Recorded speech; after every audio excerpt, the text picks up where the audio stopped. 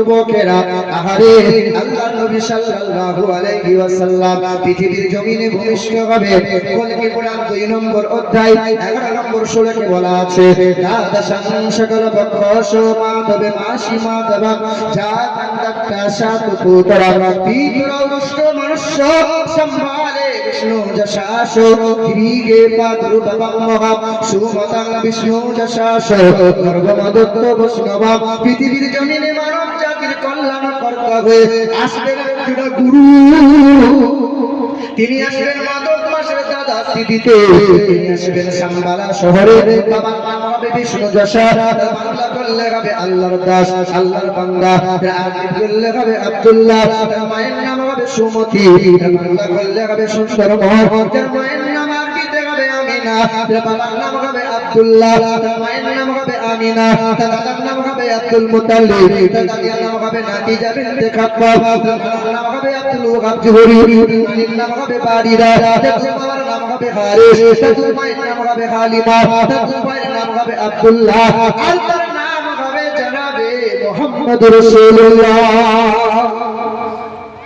শুনছেন ওয়াজ? শুনছেন আপনারা? শুনছেন?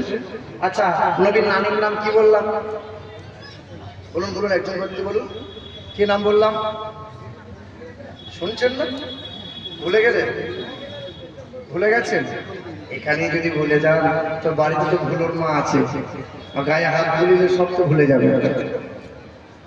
বাবাজিরা, ভাইরা আমার, শোনার টুকরো বন্ধুরা, এই আমার সুধী মানুষেরা খুব মনোযোগ সহকারে শোনে। কিছুদিন আগে এনজিপি নিউ জলপাইগুড়ি রেল স্টেশনে কাঞ্চনজঙ্ঘা থেকে নেমে দাঁড়িয়ে আছি কিছু আরএসএস পন্থী, কট্টরপন্থী, বিজেপি আমাকে দেখে বলছে, কাটোয়া। কি বলছে? কাটোয়া। কিছুদিন আগে দিল্লির সংসদে দাঁড়িয়ে একজন মুসলমানকে টার্গেট করে বলছিল একজন বিজেপির এমএলএ, কাটোয়া সন্ত্রাসী। মুসলমানদের কাটোয়া কেন বলে বলুন তো? মুসলমানদের খাতনা করা থাকে। আর আল্লাহ রাসূল যখন পৃথিবীতে এসেছেন, খাতনা করা অবস্থায় এসেছেন না আসেন নাই? এসেছেন না আসেন নাই? অথচ ওদের বেদে লেখা আছে, নৃপলিঙ্গ ছিদ নাম অসন্তা সরতি সতপতি মার্মেঘে শুক্ররাম মঙ্গলম নরসংসা। পৃথিবীর জমিনে নরসংসা আসবেন লিঙ্গচ্ছেদ অবস্থায়। আর ইসলাম ধর্মটা এত বিজ্ঞানসম্মত ধর্ম যে পৃথিবীর জমিনে এইরকম একটি দিন, এইরকম ধর্ম পাওয়া যাবে। আচ্ছা, বলে আল্লাহ রাসূল সাল্লাল্লাহু আলাইহি সাল্লাম পুরুষদের বলেছেন যে তোমরা গিরার উপরে কাপড় পরিধান করো, আর মহিলাদের জন্য গিরা ঢাকা দাও। আচ্ছা, বলেছে না? বলে। আচ্ছা, কেন বলেছে একবার জানতে চেয়েছিলেন? বর্তমানে বিজ্ঞান রিসার্চ করে বলছেন যে আল্লাহর নবী এত বড় মহা বৈজ্ঞানিক নবী, এই জন্যই বলেছেন যে পুরুষ মানুষ গিরার উপরে কাপড় পরিধান করো। যে ব্যক্তি গিরা ঢাকা দেয়, সর্বদাই মোজা পরে কিংবা সর্বদাই লুঙ্গি আর পায়জামা প্যান্ট এই গিরা ঢাকা দিয়ে ছেঁচড়ে যায়, ওই ব্যক্তি অল্প দিনের যৌবন ক্ষমতা হারিয়ে যায়। কারণ সূর্যের কিরণ পড়তে দাও ওই গিরাতে, সূর্যের কিরণ পড়বে, হরমোন আর যৌবনের ক্ষমতা আল্লাহ বাড়িয়ে দেবে। কিন্তু মহিলাদের জন্য সূর্যের কিরণ লাগে না, কারণ মহিলাদেরকে সোনা পড়তে হবে।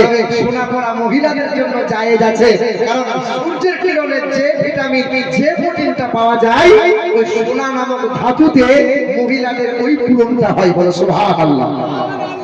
এ বাবাজিরা, এখন তো দেখা যায় পুরুষ মানুষ মেহেদি করছে, এইখানে সব মেহেদি করছে পুরুষ মানুষ। আচ্ছা, পুরুষ মানুষদের মেহেদি পরা যাবে? যাবে? আল্লাহ রাসূলের দরবারে একজন মহিলা সাদকা করেছে, পর্দার আড়াল থেকে হাতটা বাড়িয়ে নবীকে দিচ্ছেন। আল্লাহ নবী বলছেন, তুমি পুরুষ না মহিলা? ইয়া রাসূলুল্লাহ, আমি মহিলা। আল্লাহ নবী বলছেন, তোমার হাত রঙিন নয় কেন? তোমাকে তো বোঝা যায় না তুমি পুরুষ না মহিলা। ইয়া রাসূলুল্লাহ, এইখানে একটা আল্লাহ রাসূল বলছে হাত রঙিন করো, অর্থাৎ মহিলাদের জন্য হাত রঙিন করো, মহিলারা মেহেদি পরো। কিন্তু পুরুষ মানুষের মেহেদি পরা যায়? কিন্তু দেখবেন নতুন জামাই হয়েছে, ও 4 ভরি সোনাটা গলায় ঝুলিয়ে উঠার উপরে মাদ্রাসায় যাচ্ছে। দেখ, আমি একটা পাটা এসেছি, দেখ। এই পুরুষদের জন্য সোনা পরা যাবে? তা হারাম। কার শোনা? শ্বশুর দিয়েছে। আপনাদের এখানকার তো বিয়ে হলে পরে টাকা পয়সা কেউ চাই না। আমাদের বর্ধমান ডিস্ট্রিক্টে 2 লাখ 4 লাখ টাকা না হলে এগুলো বিয়ে হবে না। হ্যাঁ না, হ্যাঁ, একটা মেয়ের বাপ আমাকে বলেছে হুজুর একটু আসেন না, আমার মেয়ে তো দেখাশোনা চলবে। তো আমি গিয়েছি, তো ছেলের বাপ এসেছে, ছেলেকে মধ্যখানে বসিয়েছে, এদিকে ছেলের বোনাই, এদিকে ছেলের চাচা। তখন এগুলোর দাম কষাকষি হচ্ছে। ছেলের বাপ বলছে 2 লাখ টাকা লাগবে। তো মেয়ের বাপ বলছে কষ্ট করে সংসার চালাই, 2 লাখ টাকা কোথা পাবো ভাই? বলছে 2 লাখ টাকা যদি নাও পারো 10,000 টাকা কম দেন, 1,90,000 করে দেন। আমি মনে মনে ভাবছি হয়তো কোনোদিন টাকা ধার রেখে দিয়ে চাইতে সুবিধা হয় না। ওমান তো মুসলমান, ওমান মুসলমান, নামাজ পড়ে আবার খ্রিস্টান। তুমি কি ইহুদি? তোমার লজ্জা শরম নাই? তোমার কি মনের ভয় হয় না? তুমি টাকা চাইলে কি করে? নির্লজ্জ বেহায়া চাইলে কি করে? ও সমাজে দেখা যায় 2 লাখ টাকা নগদ কষাকষি হয়ে গেছে। এখন বিয়ে হয় নাই, বিয়ে 20 দিন আগে তখন বিআইকে ফোন করে বলছে বিআই মশাই 1 লাখ লাগবে। বলে কেন? বলে গ্রামের লোককে ভোজ করে খাওয়াবো, আর আমাদের তাবর মৌলিক ভিডিও নেমন্তন্ন করবো। হয় বিরাট ভোজ, আর আমাদের গ্রামের দাড়িওয়ালা সব তাহাজ্জুদ পড়নেওয়ালা নামাজি লোকগুলো হারাম করে বাড়িতে গলা পর্যন্ত হারাম খেয়ে রাতের বেলায় দোয়া করছে, রব্বানা রব্বানা, আল্লাহ যেন আমার দোয়া কোনো জায়গায় আটকাই না, আর পাঁচতলা দিয়ে আমি ঘুরুত করে ফেরদাউসে চলে যাই, কোনো জায়গায় যেন থামতে হয় না। ফেরেশতা বলছে তোকে আছিলা করে ছিলব, তুই কত দোয়া করবি কর?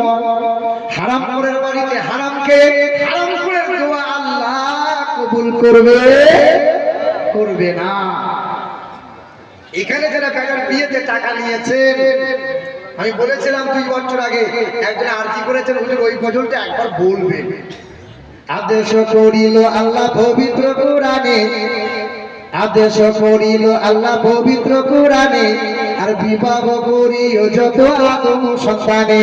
আরে কোরআনে আদেশ আল্লাহ যদি না করিত, আরে মানুষের বংশ সব ধ্বংস হয়ে যেত।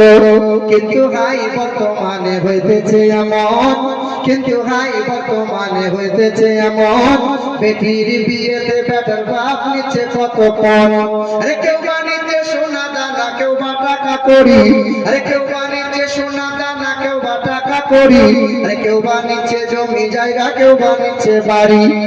আবারও কত বাপজি বলে দেখি নিব না কত।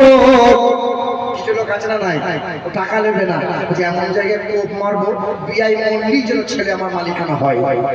আচ্ছা নাই, আবারও কত বাপজি বলে দেখি নিব না কোপন, আরে বেটা বেটি সাজিয়ে দিকে বিআই আপন। আরে টাকার বেলায় সাধু সাজে, জমির বেলায় চোর, আর বর্তমানে কিছু বেটার বাপ এমনি হারাম খোর। আরে চোর লোকে চুরি করে অন্ধকার হলে। চোর কখন চুরি করে? কখন চুরি করে দেখেননি? গরিব মানুষ মেয়ের বিয়ে দেবে, দিয়ে 2 কাঠা জমি ছিল সেটাও বিক্রি করে মেয়ের জন্য সঞ্চয় করে রেখেছে, এবার দেখাশোনা হয়ে টুক করে মেয়ের বিয়েটা দিয়ে দেবো। এমন রাতে ডাকাত এসে ডাকাতে সোজাই মুরব্বী টাকা দাও, যে বাপ মেয়ের বিয়ে দেবে বলে জমিটা বিক্রি করে টাকা রেখেছে, বাপ নিস টাকাটা জোর করে ছিনিয়ে নিয়েছে। তখন মেয়ের বাপ বলছে বাপ এটাই ছিল সম্পদ, মেয়ের বিয়েটা দেবো, আর তো দেওয়া হবে না, তো টাকা যখন নিলি মেয়েটাও নে। তখন টাকা বলছে না, টাকা লোবো, মেয়ে লোবো না, কারণ আসলাহার পার করলেই ফুলবাড়ি মোড়ে 1 গাড়ি পুলিশ ধরা পেয়ে যাবো। টাকা নেবে, টাকা নেয়, মেয়ে নেয়, মেয়ে নেয়। এ ডাকাত গুলো এমন ডাকাত, টাকাও নেবে আবার মেয়েও নেবে।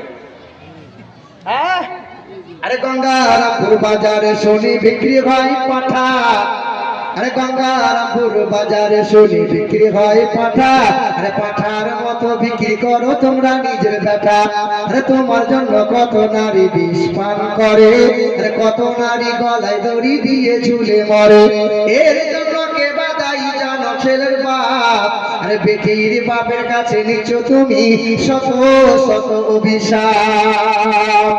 14 বার হজ করেছে, আর তাহাজ্জুদের নামাজ পড়ে কপালটা কালো করেছে।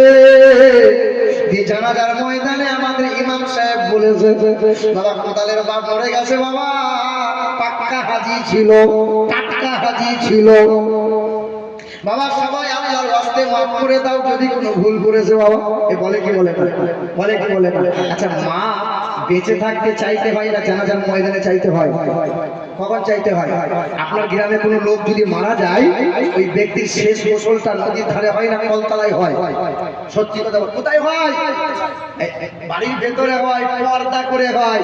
সারা জীবন জাঙ্গিয়া করে ন্যাংটা হয়ে পুরুষ মহিলা গা ধোয়, লজ্জা শরম নাই, যে মরার পরে পর্দা করতে হয়, পর্দা করতে হয়।